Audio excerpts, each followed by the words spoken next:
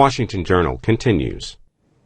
Our guest, Brian Stan, is Executive Director of Hire Heroes USA. Welcome. Thank you very much, Olivia. I appreciate you having me. Talk with us about your organization. Veterans coming back from Iraq and Afghanistan are, of course, looking for jobs like everyone else. The job sector is tough right now. What is your organization's goal? Well, Hire Heroes USA is a nonprofit 501c3 organization, and we are a career placement and transition assistance organization for our veterans.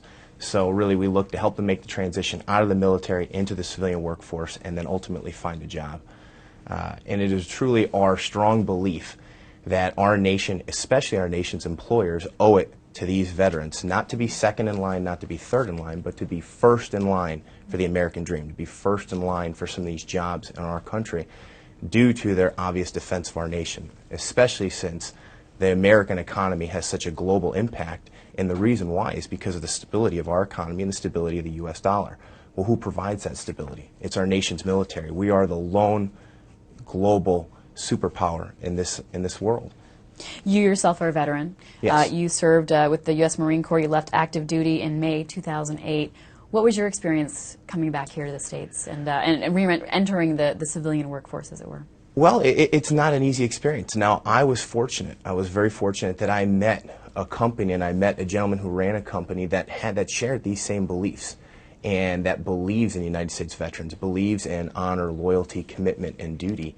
But I was one of the few. But it is still a very difficult transition because when you come out of the military, there are certain skill sets that you don't have. Having never interviewed for a job before, having never written a resume, which are all skill sets that are required. You can be a very skilled and educated person, but if you do not know how to market yourself, then the job market can be very difficult. Mm-hmm. We have a story from the Baltimore Sun published about a week ago, Vets' Next Battle, Finding a New Job. And it tells the story of some veterans, including Matthew Ellersick, who was, while on active duty in Iraq, started job hunting online and planning his transition to civilian life. And the Baltimore Sun reports that since returning from a 6-month deployment in February, the Army National Guard intelligence analyst, who has a master's degree in marketing, has traveled a circuit of job fairs from Tampa, Florida, to Philadelphia with no luck. Share with us some of the stories that you hear from veterans returning. Well, it's very similar. It's the same. We work with veterans and we try to get into their life as early as possible. So we would optimally like to get involved with them 6 months to a year prior to their departure from the military. But we work with many that have been unemployed for over a year, that are now homeless or that are living on someone's couch for free because they haven't been able to find a job. And it's two-sided. In some cases, our veterans need to go a little bit of the extra mile to educate themselves on the job market, but in most cases, our administration, our government, specifically the Department of Defense, has not done a good enough job putting together transition assistance programs that educate these veterans on how to market themselves. We have those programs in place, but in many or most cases, they're insufficient. We have a special line set up for veterans to call during this conversation. That's 202-628-0184. Other lines are open as well. Republicans 202-737-0001, Democrats 202-737-0002, and Independents 202-628-0205. And let me give you that phone number for veterans once again, 202-628-0184. You can call us and tell us about your experience, perhaps looking for a job entering the workforce. We're particularly interested in recent vets, those who've left the service in the last couple of years. Perhaps you served overseas in Iraq or Afghanistan and have been making the transition. When people are coming out of the service who were full-time, fully signed up versus National Guard duty, reservists, is there a difference in their expectations of finding employment and then what they actually see? Absolutely. There's a tremendous difference. And the reason being is most people believe that when I leave the military, I'm probably going to get a little bit better salary because obviously, you know, because of the housing allowances and different sources of revenue you make as an active duty serviceman or woman, a lot of times your pay will be greater when you come into civilian populace. Unfortunately, that's just not the case. And a big reason for that these days, and a big reason for our unemployment rate for our veterans, is that employers and companies are not educated on the skill sets of our veterans. They're not educated on the amount of training they go through. They're not educated on all the different skills that they have depending on their specific job requirement. And they're certainly not educated on the amount of managerial skills and leadership skills these young men and women have. If you look at the conflicts in Iraq and Afghanistan, They're not, these conflicts, these wars, these battles are not being fought by generals. They're not being fought by majors. They're barely even being fought by captains. Primarily, they're being fought by sergeants and corporals. They're being fought by 18 to 22-year-old men and women. We're putting a great amount of responsibility on these young men and women's shoulders, a greater responsibility than many Fortune 500 CEOs have every day. You're talking about decision-making that impacts the lives of the men and women under your charge, and at 20 years old in the military, you could be leading 15 to 20 men or women. So I think that employers owe it to these warriors to get educated, to understand these skills and the qualities that these men and women bring to the table for any company, and put them first in line. We have a graphic from the Baltimore Sun about jobless veterans looking at several different age groups and how their unemployment rates stack up to non-veterans. And it shows that nearly across the board, veterans have a higher rate of unemployment, except for the 35-year-old to 44-year-old age bracket. But when we look at 18 to 24-year-olds, there's a dramatic difference, and it sort of goes down from there with that one exception. Can you reflect on that at all? Absolutely. I think it's a matter of, if you're sitting in an interview and you're looking at someone's resume, you're going to understand what you're familiar with. And many people who are interviewing folks that are looking for employment, well, they don't understand what an infantry squad leader truly is. They don't understand what someone who worked in aviation maintenance or ordnance disposal does. And even if you spell it out and really translate your skills well on that resume, it's still difficult for even very educated people to understand. And if they don't understand it, then your chances of getting hired have gone down. And I mean, there's also several different stigmas or stereotypes that are out there about veterans as well. You know, sometimes employers just really feel, well, I don't know if I want the headaches of someone who's a war veteran. What if they have mental issues? Because traumatic brain injuries and post-traumatic stress are often talked about in the news. A lot of times employers are pretty quick to stamp that on just about any veteran who comes out of Iraq and Afghanistan. And all of that is what compiles and helps build that statistic, unfortunately. Let's go to Terre Haute, Indiana, where Leslie's on the Democrats line. Good morning, Leslie. Hi, how are you? Yeah, I have a question about codifying this putting veterans first in line for job considerations. I certainly understand that veterans have lots of skill sets that maybe aren't reflected on their resume without further understanding on the employer's part, but that applies to lots of job applicants. For instance, work-at-home moms. That's been a consideration for a long time, and I'd like to get Brian's input on that. Thank you. Well, thank you. I think that's a great question. And I actually was raised by a work-at-home mom. I'm currently married to a stay-at-home mom because I have 2 young children. So I absolutely understand the skill sets it takes to raise a family.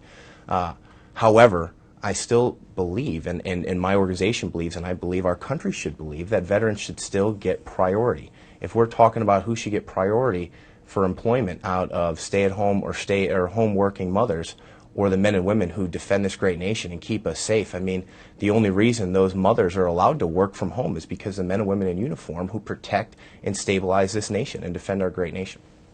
Comment from Donna on Twitter, who asked that, with the fact that vets, I guess, could be called back for duty, a reason why some employers wouldn't hire them? Well, that is specifically designed for those who are in the reserves or the National Guard. So men and women who are getting off active duty are on IRR, which is the ready reserve, which unless there's a stop loss in effect, they're not getting called back. So that's not the case with our folks that are getting off active duty, or specifically our men and women who are injured or disabled or wounded in combat and are being medically discharged. Reservists, employers have a commitment to try to keep their job open, when they come home. How often does that really happen? Well, I would say in many cases it does happen. A lot of times I believe that the companies that have already hired veterans that are reservists, they've already bought into these concepts in most cases, not all cases. And with most of the companies I've worked with and with most of the veterans that we've worked with that are in the reserves and are employed, we've found that the companies do a very good job of holding those positions for them. Now, it's not all the time, but normally those companies have already bought in and they believe in the skill set of that veteran, and they believe in their duty to defend this nation. We have Nick calling. He's a Vietnam-era vet, and he's calling from Glasgow, Scotland. Hi, Nick. Hi, good morning. I just wanted to say to Brian that, I applaud his sincere efforts for the veterans returning from Iraq. My own experience was that when I joined, I enlisted in 1971 in the Air Force, and it was because I didn't have a clear goal in my mind. I didn't have a skill set that lent itself to getting employment in an area that I probably would have found successful. I think the key is education, subsidizing the veterans with a stipend that would allow them to get the education to fill in the gaps that they perhaps entered the Air Force or Army or Marines with. And once they're in the education system, it gives them a chance to understand where they might want to go with their lives, and also, meanwhile, make them more attractive to the employers. I found that a lot of the people that enlisted with me didn't have any clear goals. The military was a way to take a step that had a lot of credibility. But when I came out, I still didn't have the education. I did take advantage of education opportunities in the Air Force, and that was another great benefit to me as a stepping stone to get into further education when I left. That's my comment. Thanks very much. Well, sir, first and foremost, thank you very much for your service. You certainly served in a time where it was very difficult to transition out of the military and blend back into society with just the climate of our nation and the attitude towards that war in Vietnam. And I agree. I agree that education is absolutely vital for these veterans to make themselves more marketable and to compete in this job market.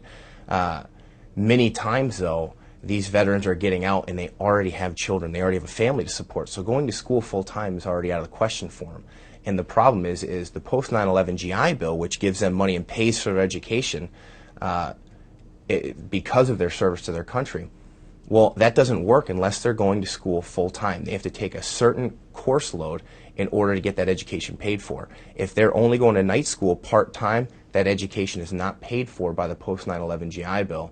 So therefore, they're already out of luck. You can't, if you have 2 or 3 children after you transition out of the military, you're not afforded the opportunity to go to school maybe because of your financial and your family situation.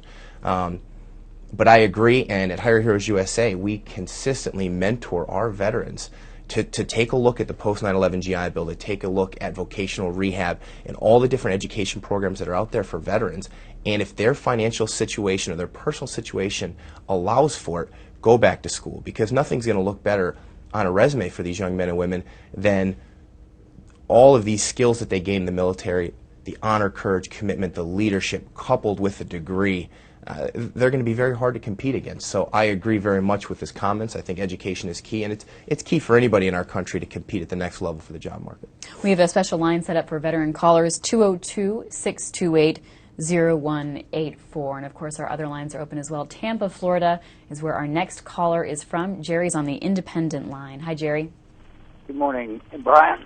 But excuse me, one of the things I hate hearing the most is thank you for your service. We just don't have a position for you at this time. You know, you get tired of hearing that over the years, because I put in about 7 years back in the 60s and 70s. But I heard some interesting statistics. About 33% of Americans have actually served in the military at one point in their lives, and currently 31% of the homeless living under bridges and cars and boxes are veterans. So maybe you can respond to that, and I'll hang up. Thanks. Well, sir, thank you very much for your comments, and I agree. I agree. That's a comment that we can't stand hearing as well. You know, and once again, it goes back to the education of our employers and the commitment of our nation's employers and our current administration towards our veterans. It's absolutely ridiculous that these men and women return from fighting a war to help defend our nation and stabilize our nation, and then come back and continually get turned away from jobs and then end up homeless. In fact, one of the directors from my organization has walked those footsteps. Yeah, I have an Army sergeant who was decorated in battle, who broke her back in an ambush saving her fellow soldiers, who came back and couldn't find a job. Now, she has a degree. She's currently getting her master's, but she couldn't find a job, and she was living out of her car for several months until she finally had someone give her a chance, and she's fantastic.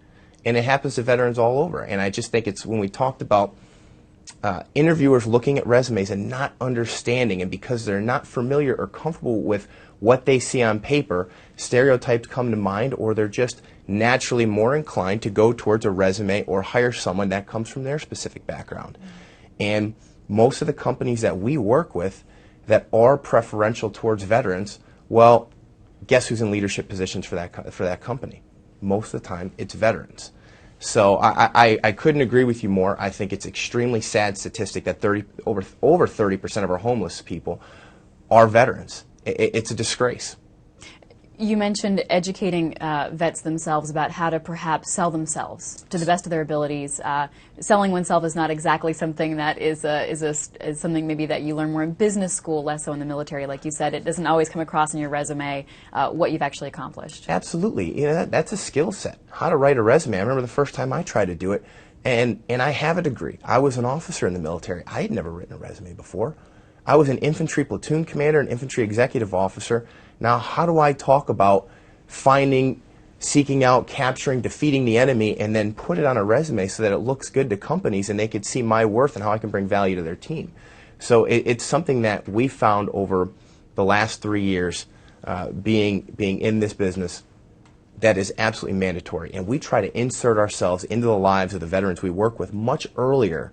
Like I said, 6 months to a year, even 2 years if we have to.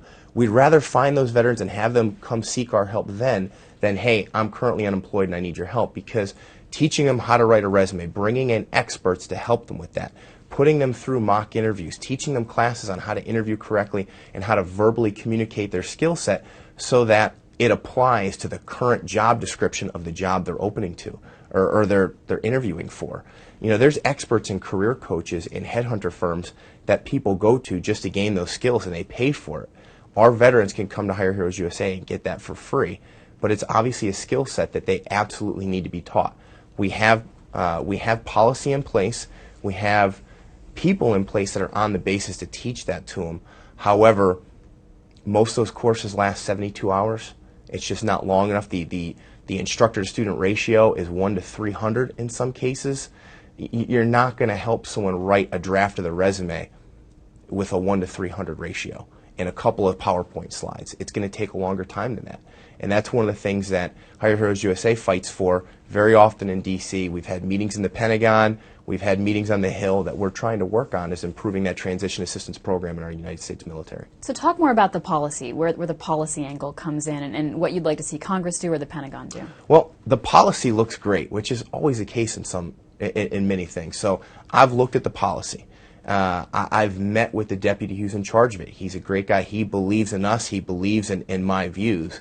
It's the execution of the policy. So when you actually go on these bases and you sit through a transition assistance course and you look around and you see an instructor teaching the classes, you look around at the anywhere from 50 to 300, 400 servicemen and women who are going through the course at the same time as you and see how engaged they are.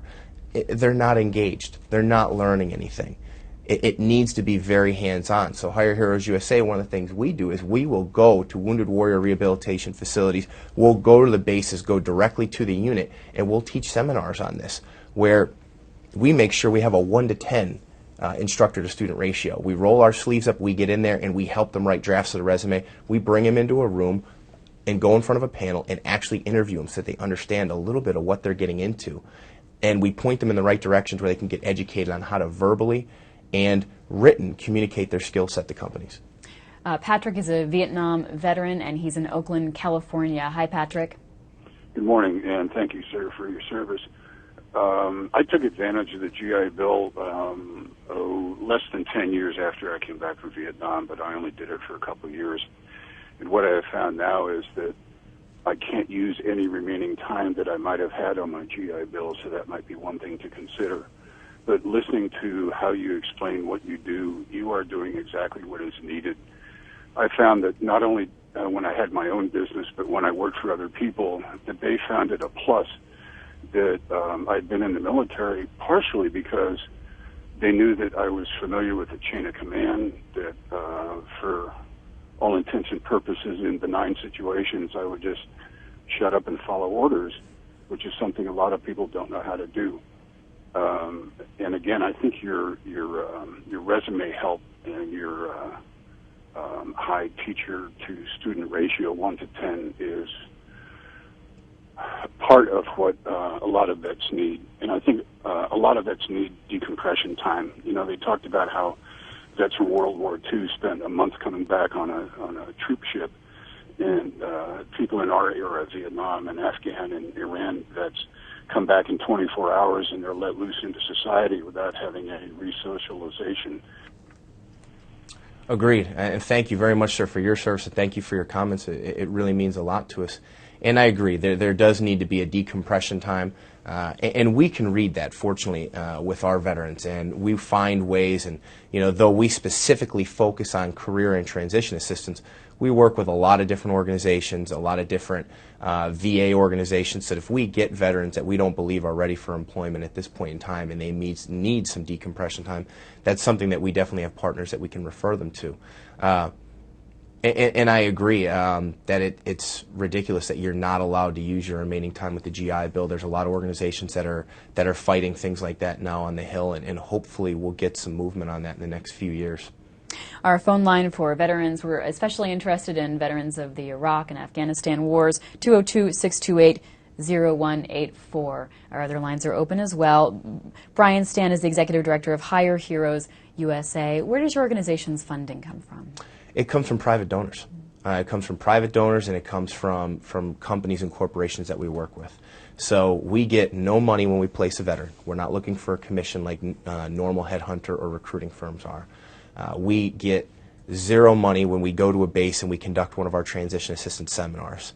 So we get all of our money, which we work on a shoestring budget for a national project, obviously, from American people who care about what we're doing and say, you know what, I want this organization to grow. I want them to be able to help as many veterans as they possibly can, and we're grateful for it. Kim, Democrats line in Columbus, Ohio. Hi. Welcome, yes. Kim. Hi, how are you? I'm calling. I was getting ready for church, and I seen Brian on. I want Brian to know he really touches my heart.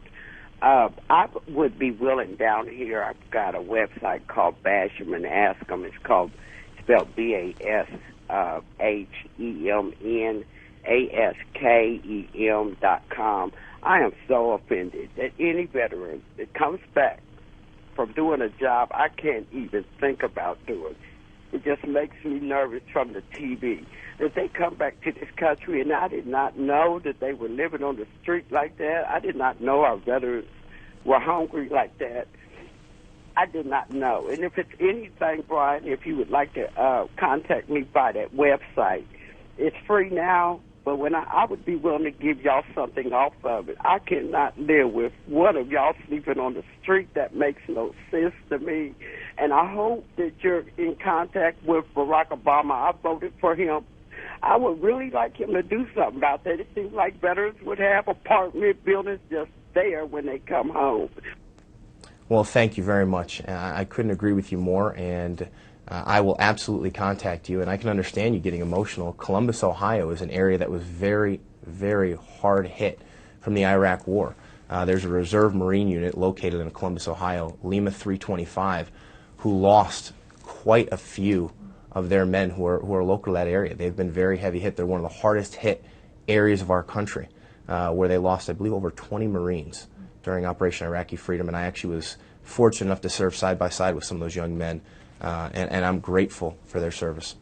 Our guest, Brian Stan, was in the U.S. Marine Corps. He left active duty a couple years ago, 2 tours in Operation Iraqi Freedom, and was awarded the Silver Star for his actions during an ambush by Iraqi insurgents. I wanted to take a look at the Baltimore Sun article we were talking about earlier that's profiling some veterans struggling to find jobs. And the piece says that though it's illegal to turn down a job applicant based on a reserve or National Guard status, small businesses particularly can ill afford to lose someone if they don't have other people to fill in, said John Challenger, Principal and Chief Executive of Challenger, Gray and Christmas, a global outplacement firm. Are you hearing that story? That companies, small businesses want to hire veterans or want to keep the men and women on staff who have gone overseas as part of the reserves, but just need to keep the work going, and so can't necessarily afford to wait?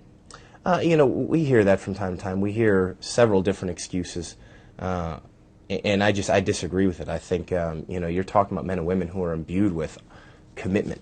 They're taught loyalty. So I don't see, if they're talking about reservists who may get called back to duty, National Guardsmen who may get called back to duty.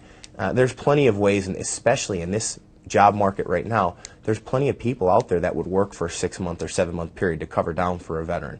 There's plenty of people that are looking for work, that are taking contracts for only certain amounts of time, that would take whatever they can get. And really, our unemployment pool right now is the most talented it's ever been since the 1920s and the Great Depression.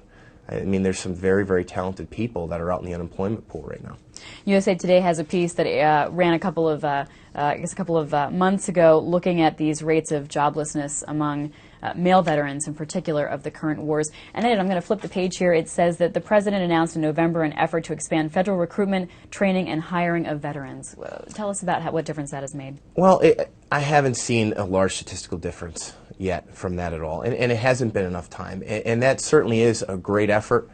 Some of the issues with these federal jobs, though, is they will directly correlate the GS ranking that these young men and women receive when they go into those federal jobs, and sometimes it is so low that their starting salary is far less than they made while being in active duty in the military. And because our federal job promotion is very similar to our military, that it also does go by time in service, it could take until these veterans are 45 years old to where they're making an income that could actually support their family and their children and live a middle-class lifestyle. So that's some of the issues there that we need to take a look at. And I think that's great, but that's only one piece of the pie. That's just federal jobs, and there's nothing, those are great jobs, they have pensions, their time in service continues. But we need to take a look at more than just the federal jobs in this country. We need to create more incentives for regular Fortune 500, regular companies as well. And Republicans line in Cincinnati. I have a comment. Something occurred to me as I'm listening is that when you're talking about their job skills, today in the United States, college seems to be most companies looking for people with degrees who have been trained, etc. Unfortunately, with servicemen, there is no documentation as to their skills. Therefore, even when they do go into college, it's not as though they get credit towards all these specific skills and things that they have learned that others may be, taught in universities, etc. So they start out behind because nobody's recognizing this.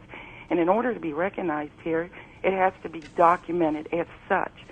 So if we, relate some of that to their college degrees to cut down on the time that they are in there, not to mention that since Vietnam War, there's such a different attitude towards going overseas and fighting. A lot of people are against it, and I wonder sometimes if this hasn't, kind of put some kind of a stamp on the military instead of people looking at them as it should be.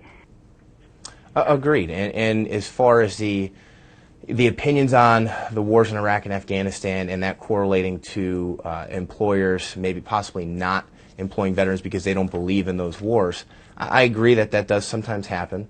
And that sometimes veterans who are very proud of their service may be misconceived to that they are very for these wars and believe in these wars strongly. Just because you're proud of your service doesn't mean that you're proud of some of the things that you may have done or proud that of what the mission is. I don't think that should be held against them whatsoever.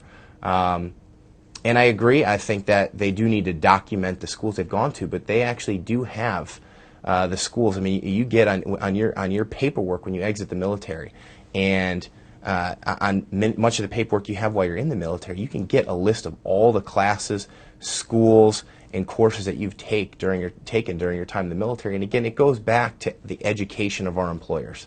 Again, just like you said, if the employer doesn't understand that these are legitimate courses that they've taken and they're just as difficult as college level courses, then they're just going to disregard them. And they're not going to look at machine gun leader's course or squad leader's course as strongly as they may look at probability and statistics 1 from a university. On our veterans line, Bill is calling from Kansas. Good morning, Bill. Good morning. Welcome. Yeah, I had a question for Brian. One topic that you haven't touched on was tax reductions for employers that hire veterans. I have found that in especially states like Kansas, inmates getting released from prison to keep recidivism down, they have offered more of a tax break for a former inmate than they would have if he had been a veteran. I mean, what does that say about our country that would do something like that just to keep somebody out of prison, but, you know, are not willing to help veterans? You know, sir, that is just an absolutely outstanding comment, and thank you very much for bringing it up. And you're correct. There are more tax incentives to hire a convicted felon than there are to hire veterans, and I think it's absolutely atrocious. Again, it goes back to the education piece. It goes back to the commitment from our administration and our country's employers. You know, like I said earlier, the global economy is dependent on the American economy. It's not other countries' ships that are patrolling the Persian Gulf and securing the world's oil sources and the oil supply. That burden primarily falls on the United States of America. You know, the dollar directly correlates to the global economy, and that is held stable and held secure because of the men and women who serve this country. Let's go to Little Rock, Arkansas, where Wilma is on our Democrats line. Hi, Wilma. Hi. Brian, I want you to know that I really admire what you're doing, and to respond to what the young lady just said, our military men and women should not be faulted for wars that they're sent to fight. When they put on that uniform and raise their hand and say, I do, to me, if I have to put a spiritual connotation to it, they have done the Jesus act. They have said that I will lay down my life so that you may live. So they are our backbone, and not only do they give up their lives, they give up their lives to their families. So it's rather not they outlive their uniform, but they come close to doing the Jesus act as anybody else I know. But Thank you very much. I agree. Thank you. And that means a lot to every veteran that's listening to the show right now, and I agree with you. And, you know, it's part of my mission to convince our nation's employers of that. The article in the Baltimore Sun that came out last Monday on April 5th says that the annual unemployment rate for the youngest group of veterans from conflicts in Iraq and Afghanistan has been increasing during the past 3 years, from 12% in 2007 to 14% in 2008 to 21% last year. Labor Department reports show that's compared to an overall unemployment rate of 9.7% nationally. One other thing the article talks about is the power of networking, and networking with your colleagues, with your former fellow service members, and then just having that as a skill. Do you talk to your vets about that? Absolutely. Hire Heroes USA is on Twitter. We're on Facebook. We're on LinkedIn. In fact, before I came on the show, I use Twitter. And I think it's very important. It's something we get to them immediately. We tell them, one of the first things we tell them is, go to your Facebook, your MySpace, your Link, your Twitter. If there's anything on there that's inappropriate or unprofessional, take it off. And then we teach them how to utilize that network. During our seminars that we teach on base, I actually have all the guys pull out their cell phones and make a list of at least 5 people that are on there who may be able to point them in the right direction, or may be able to influence them in the right way to help them find a job. Maybe can connect them to someone who hired them, or their wife has a father who owns a company who's looking to hire veterans. You never know what's out there, and you have to activate your network when it comes to finding a job. That's part of the game. Brad is on our Republican caller line in Raleigh, North Carolina. Hi, Brad. Hi, how are you? We're good, thanks. Go right ahead. Good, good. Brian, I just wanted to thank you for having an organization like this, just because my dad and my grandfather are both veterans, and so I definitely can appreciate the organization like this. I'm actually a corporate recruiter in the clinical research industry, and so one of the questions that I had is, since I work in such a high-tech type of industry, I'd love to hire veterans. How do you help prepare them just from the technical aspect? Well, great question. And there's just, we work with a lot of healthcare companies as well that have clinical positions, which is very difficult without a specific background to find those jobs. Again, the biggest thing that we can help them with there is, one, point them in the right direction to where they can go ahead and get some education. If there's some upfront courses they can take or certifications, I mean, if you look in the healthcare field, they can go to school for only a couple years to become a registered nurse or to get their LVN, etc. So those are some of the things we do, and we'll research the market, we'll find experts in that field to help our veterans and maybe mentor them if that's the exact job that they want. The other things we can do, obviously, is talk to the company and explain to the company that this veteran may not have the technical skills that you're looking for now, but if you can train them, you're going to get someone who has honor, courage, commitment, loyalty, all those things imbued and battle tested. You're not going to find that from the regular unemployment pool.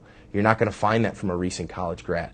Those are intangible skills that you're not going to get anywhere else but in the United States military. And if that employer understands that and says, you know what, this person's worth investing a year of training into because I know what I'm going to get for the next 20 years, then sometimes that right there can get us a hire. David's a veteran. He's calling from Holland, Michigan. Hello, Brian. I appreciate what you're doing. I am an executive level. I'm an officer in the Army Reserve. I've been mobilized twice. I just came back from Iraq about 6 months ago. And I'm finding that I'm very marketable from a civilian's perspective, and I wanted to kind of ask you a quick question about resumes, because I think this doesn't impact just entry-level workers and entry-level veterans, but I have discussions with companies that are looking to hire me. They don't know about my military service, but the minute that resume is shown to them, all of a sudden I don't hear from them, they don't call me back, when maybe before that we had dinner, we had lunch, I visited their company, they had a high level of interest, and all of a sudden they drop me like a hot potato when they see that. Is it something that I should maybe exclude from a resume and not tell them up front? Just put maybe sabbatical or something during those couple of years that I've been mobilized? Absolutely not. Great question. I think it has to be on your resume because it's a huge part of who you are and it speaks volumes about your skill set. As an officer in the military, you have more leadership experience in your time than probably anyone that you're looking to get hired from. What I'd like to do is I'd love to see your resume personally, send it to some of our experts to see how well it translates your leadership skills in your past leadership positions. Because I don't think employers understand how much goes into being a company commander, how much goes into being a battalion commander, how much it comes into being the commander of a certain shop or a certain division in the United States military. You have far more managerial and leadership skills and training than anybody they have. We're more equipped to deal with personnel issues and administrative issues than many people who are looking for jobs. So I think it's important to have it on there. I think that the companies that are interviewing you, that are dropping you when they see that resume, are absolutely ridiculous and absurd. And I'd love to get that resume in front of some of our experts so that they can really help us to positively translate those skills so that they really understand what you're bringing to the table for that company. Independent caller in Oklahoma City, Ryan joins the program. Hi, Ryan. Hi. Morning, Brian. Morning. Question I got for you, Brian, is I happen to be quite technically qualified. I got out of the service back in 2005, and I went to school and went to college and got my degrees in mathematics and engineering with honors. And since, and I graduated, last year and about this time last year, so been to a couple of job interviews. But I feel like, for some reason, even with a really, really impressive resume, I'm unable to actually get the kind of visibility with the companies that I'm looking to get. Is something that Hire Heroes USA is doing to get the veteran the visibility in these interviews? Absolutely. And again, it all comes back to training and education. I mean, this is, I don't want to call it a game, but it's a serious skill to finding a job. And there are people out there who are very good at selling themselves, and there's some people who are very skilled, but they're not good at selling themselves. Let's face it, selling yourself is not a natural skill. It's almost uncomfortable. Nobody feels good bragging about themselves. And there's a certain technique to it. So what we would do, obviously, once again, we would take a look at your resume. We would take a look at the company you're applying to. We would take a look at the exact job requirements for the job you're interviewing for and make sure that you have a couple things in your resume that you're ready to speak about when you go into that company and tell the company exactly why. You know, if this is their requirement, read off, I read in your job description, your job requirements, that this is a requirement for this job. Well, looking at my resume right here and my past experiences, this is exactly why I feel I would be an asset to your company. And then go to your second point and kind of take charge of that interview and take charge of the situation in the room that you're being interviewed in so that you can gain that visibility. Let's go to John, who is a veteran calling in Unionville, Virginia. Good morning. Good morning. As a teacher, the military, we take courses, we have to get recertification points through the Department of Education, and the Virginia Department of Education does not recognize military courses to go towards recertification points. And I was wondering if there might be some advice you would have about how I can affect a change with that. And I'll go ahead and hang up and listen to your comments. I'll tell you what, the first thing I would do is go to your congressman. And go to your congressman multiple times a year, because there are many organizations, along with Hire Heroes USA, that are arguing those points. We find that every day. We find it a lot with our medics and our corpsmen, who get a lot of training in field tactics and life-saving skills. None of it transfers over to the civilian world. So they have no skills to work in any kind of position. They can't even draw blood in a regular hospital when they've done it every day as their job in the military. So I think we all need to go to our congressman. We need to be in Washington fighting for that to make sure that these courses do transfer over, because there's not much of a difference. I went to the Naval Academy and I've been through the Marine Corps, and I could tell you that some of the courses I took while I was in the Marine Corps at the basic school and infantry officer school are absolutely harder than the ones that I took in college. They are very detailed, they're very difficult, and they should certainly carry weight in the civilian world. Our guest, Brian Stan, is the Executive Director of Hire Heroes USA. Thanks so much for being with us. Thank you very much. I really appreciate it. And that website is hireheroesusa.org. That's all for Washington Journal.